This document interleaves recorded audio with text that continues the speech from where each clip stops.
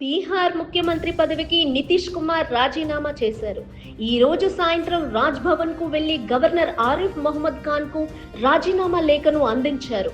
అనంతరం ఎన్డీఏ భాగస్వాముల మద్దతు లేఖను గవర్నర్ ఆరిఫ్ మహమ్మద్ ఖాన్ కు అందజేసి ప్రభుత్వ ఏర్పాటుకు ఆహ్వానించాల్సిందిగా నితీష్ కోరారు. అంతకు ముందు బీహార్ రాజధాని పాట్నాలో ఎన్డీఏ శాసనసభ పక్ష సమావేశం జరిగింది.